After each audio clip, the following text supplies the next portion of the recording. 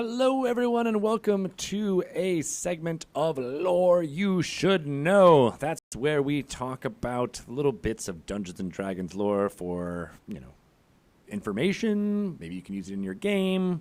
However you want to use this information, it's up to you, really. Yeah. What do you think about that, Chris? I'm just happy to dump it out of my head and pour it into somebody else's. It's one of my joys of my week is to be able to extract things from your head. And today we are going to talk about the Mournlands and the Lord of Blades in a little setting called Eberron. Indeed, yes. And everybody knows by now that Eberron was launched with 3rd edition. Yes. Well, it was launched during. It was the first new world that we'd created for 3rd edition. With much fanfare for finding out who is going to create this setting. Yes. And the fundamental premise of Eberron is that on the continent of Corvair, people there are recovering from a big war. And it's kind of a Cold War story. But the war did not end well for everybody on the continent, specifically the nation of Cyre, or Cyre, depending on who you talk to. And how they pronounce it. Exactly. They don't pronounce it at all because they're all dead. They are pronounced dead. They're pronounced dead. So that nation got obliterated in a magical, catastrophe that left all of Cyre a wasteland. Okay. So now that territory, which is kind of in the heart of Corvair, is called the Mournland, and it signaled the end of the last war.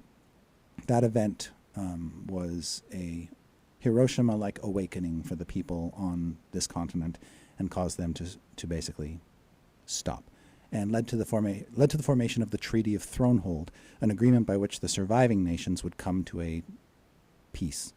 Okay. Was the war, did it have two sides, or was it like it had everyone many was fighting? sides. Oh, okay. There were, Cyre was one of the 5 nations, and it was these 5 nations that basically went after each other, and allies glommed onto various nations. But there was 5 different forces. There were 5 different forces, and none of them having any lasting alliance with any of the others, and it dragged the whole continent into a war practically. What was the war over? It was essentially a war. So long ago, we're sort of getting a little bit off topic here, but prior to all of this, those 5 nations were a unified kingdom called Galifar. Mm-hmm. And when the last king of Galifar died, the scions all started to fight for who should become the new king. Mm-hmm. And none of them could come to agreement, and so they all splintered off and went to war against each other. I see. Got it. And so that's how all this mess started. And then Cyre was one of those 5 nations, and it was exploded. Yes. Now, and the circumstances, or what causes explosion, is a big question mark. It's one of the great mysteries of the campaign setting, and has never been revealed. And so part of that was by design, so that the DM can customize their campaign. We present all sorts of possibilities, but it's really up to the DM to decide how their Mournland came to be. I see. Now, what is the Mournland like? Is it a complete desert wasteland? I'm glad you asked. So prior to all of this, it was just like any other nation in a temperate setting, beautiful, and lots of idyllic villages and big cities and the latest magical technology. And now it is it's wreckage and destroyed, haunted, desolate ruins of cities and towns and factories and towers and other locations scattered about. What's the deadliest part of the Mournland is actually its border, because after all of this happened, after this magical calamity, this poisonous vapor or mist basically coalesced around the borders of Cyre and stayed. And within this deadly, poisonous, toxic mist, there are things called living spells, magical spells that have taken on a life of their own and become sentient. Ooh. There are also other threats there.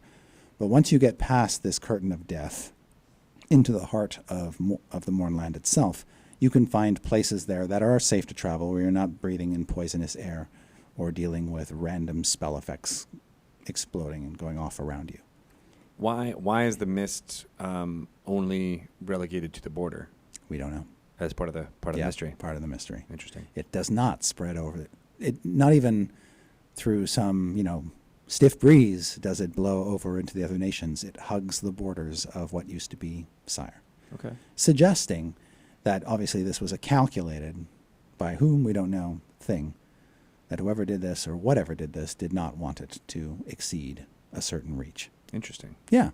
So it might be one of the combatants in the war. It might be another force. Correct. And there are plenty of reasons why it could have happened. Toward the end of the war, Cyre was experimenting with all sorts of powerful magics, and maybe one of them just accidentally misfired or didn't go well. They were building gigantic Warforged, basically kaiju-sized creatures. Oh, wow. To stomp around, and never really got that off the ground. Maybe something went wrong with one of those. Yeah. House Cannith, which is one of the dragon-marked houses of Corvair, who is known as the House of Making, sort of ran a lot of the factories in Cyre. Maybe some mad Cannith scion or heir, or some enemy insurgent sabotaged a Cannith experiment and caused it to go off. But lots of possibilities. Lots of possibilities. Regardless, what you've basically got in the heart of Corvair now is this wonderful kind of post-apocalyptic playground for DMs to stage adventures where characters can go in, maybe learn what happened to the Mournland or to Cyre, or conversely, go in and see what's left. Yeah. Steal some magic that was left behind, or find something in some crumbled down city. That's a very D&D, Yeah. core tenet, that there was something that was powerful, something that had lots of magical properties, but it's lost now. Yes. And can you find it? Yeah. And since intrigue is such a big part of the campaign, whatever secrets you learn there are probably going to lead to other secrets and implicate other people across Corvair of some, catastrophic decision. Yeah. And what I like about the Eberron setting is that it blends kind of modern ideas and storytelling with fantasy ideas of storytelling. So I'm almost thinking of this as an Area 51 or a Roswell type of very much so thing, where you're like, no one knows what's really what's happening. really happening there. But there's something that feels sinister. Yes. And because of the screen that this magical mist or fog has created, it's tempting for evildoers to go into the Mournland to do whatever they want to do without anybody else knowing that they're doing it. Right. Because only a crazy person would go in there. Or adventurers. Or adventurers, and they're synonymous most of the time. So the Mournland is meant to be this metaphor for the horrors of war, and this idea that you can't anticipate what will happen in a war. Nobody can plan a war and expect it to go off how it's planned. It always has unforeseen calamitous consequences, and often at people who weren't, guilty of anything. Right. Innocents are the ones that will get hurt the most. And it's because it's still present throughout the period after the last war.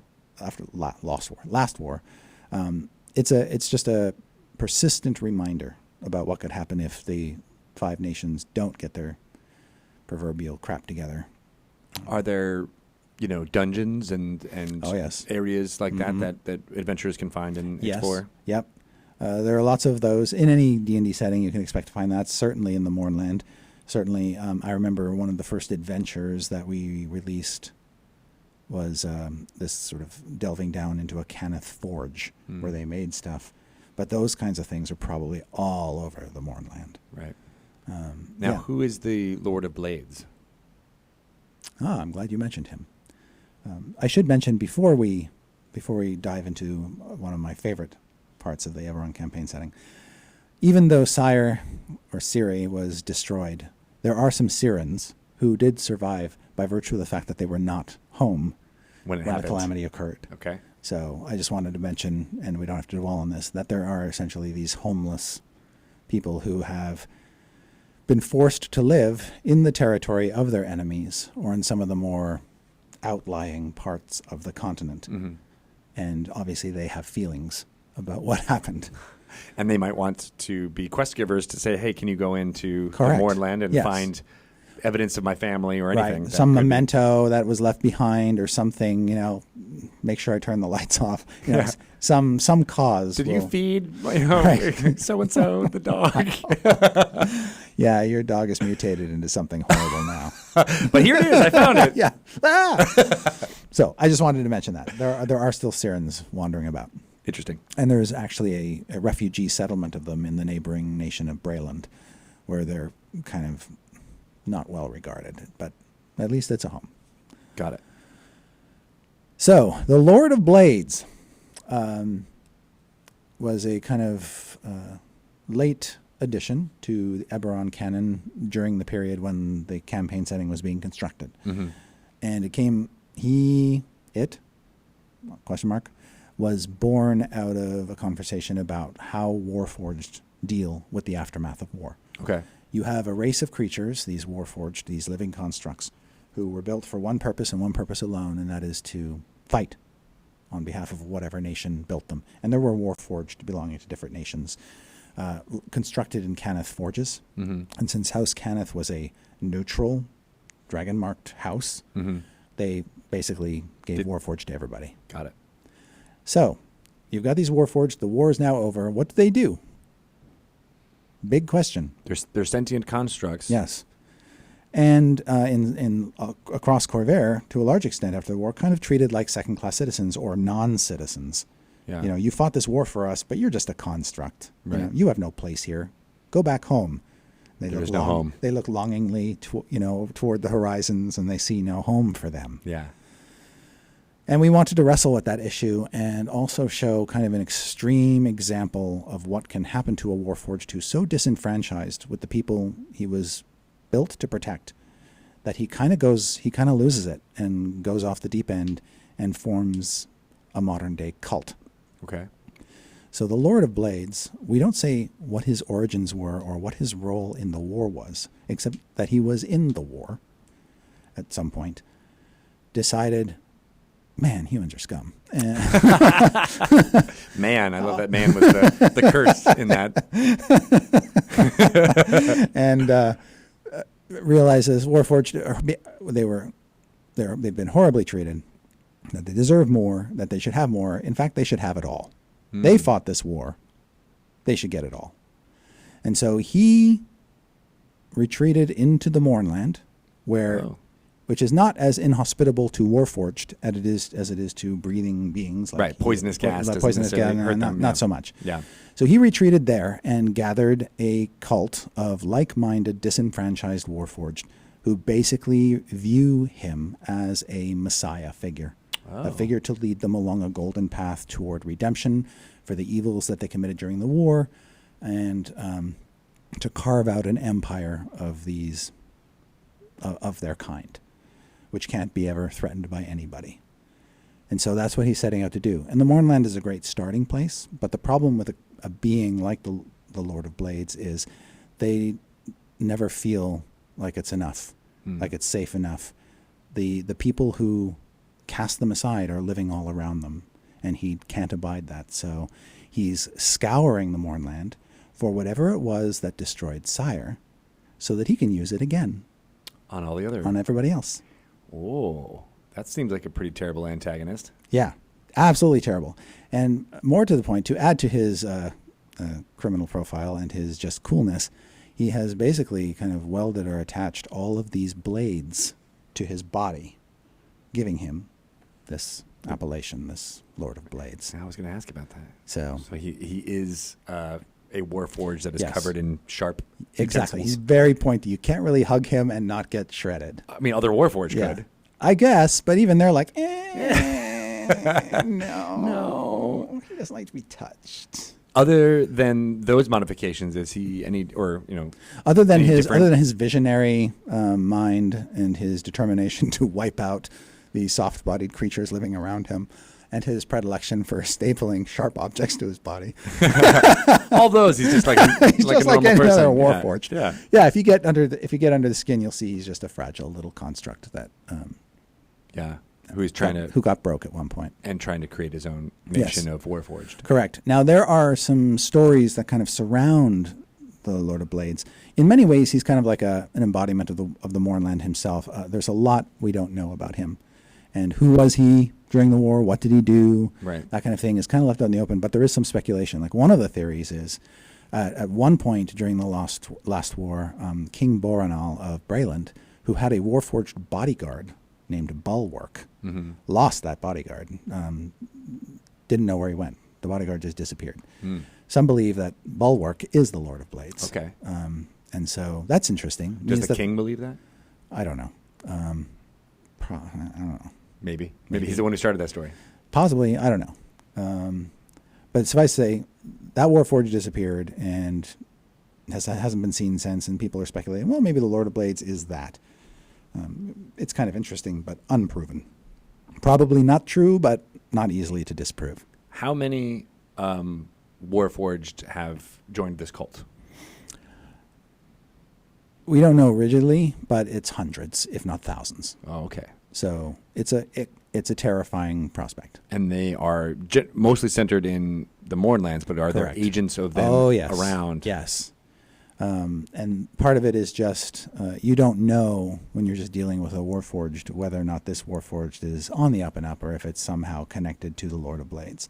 Now, most Warforged probably aren't, but they might or should have heard of him and might have thoughts about what he's doing. Right. And it's complicated because what the Lord of Blades is doing is trying to help Warforged, but at the same time, people know the Lord of Blades is kind of out there. You know, he's killed some people and done some other bad things, and so you look at any Warforged, they could be a spy. It just creates even more distrust of them than before. So that's an interesting thing to play with. That is. And you could play a Warforged character who's getting strange glances and whatnot because the connection to the Lord of Blades. Is the type of warfare or whatever the Lord of Blades is trying to do, is it, does he use stealth and nefariousness in order to further his goals, or is he much more of a brute? He's crafty. Yeah. He knows that if he puts himself out there are lots of people who want him destroyed, because if they kill him, he'll die a martyr probably, but at least the visionary will be gone. And so there are certainly efforts to take him out, and he knows that, so he is selectively taking out anybody who might threaten his plans or get in the way of his operatives. And so you could be anywhere in the Five Kingdoms or beyond and suddenly find yourself assailed by the Lord of Blades' most ardent, zealous, Warforged followers, because you, for some reason, you're marked as a threat, or somebody you're working for is threatening him. Yeah. And it's obviously a wonderful group of antagonists if you're going into the Mournlands to find any of this treasure. And in some respects, he is like a terrorist. He has to work with what he's got, and he doesn't have a whole lot. Yeah. So, and when he wants to get attention or he wants to take somebody out, he's not afraid of the collateral damage. He'll blow up a lightning rail or cause it to, fly off its conductor stones. Yeah. If it serves some purpose, if it can do harm to his enemies or slow down their attempts to stop him. Fascinating. I feel like there's tons of hooks in what you're talking about here for Dungeon Masters to play with. Over the years, I wrote a side trek about the Lord of Blades for Dungeon Magazine once and added little bits and bobs to him and his personality. So I'm pretty well acquainted with him. I gave him two small Warforged sidekicks named Hilt and Pommel. And they basically are couriers, messengers, spies that he uses to keep an eye on things. Often because a villain is cooler when he has foils, somebody to talk to. You need someone to talk to, yeah, for sure. I was going to ask if he has lieutenants, and that's he does. The general ones. And we've showcased over the years a few of his lieutenants. They often have names of swords. Like one of them is called Scimitar. Ooh. He's got a henchman, lieutenant, sub-commander named Scimitar. There's another one I think called Bastard. So I like all these kind of sword nicknames. Yeah. So there's a theme going on with him. Blades all the time. More blades. That's why they call him Lord of Blades, right? He's all about blades. If he takes his, you he's committed to his brand. Is what I'm trying to say. Yes, he is all in on the brand department. Yeah, he's all about sharp things. Yeah, and honestly, D&D's never had a villain quite like him before. I think that's part of the reason why he stands out. Yeah, as one of the great classic D&D villains of all time. As I would put him up there with Lord Soth. I would put him up there with Xanathar. Strahd, yes. Interesting. Yeah. Because he feels like a much different but powerful force. And part of it, I think a lot of good attention has been given to make his problems and his personality feel real. Yeah. He's a complex creature, and he reflects how complex you can make something that on its surface doesn't seem like there's a whole lot there.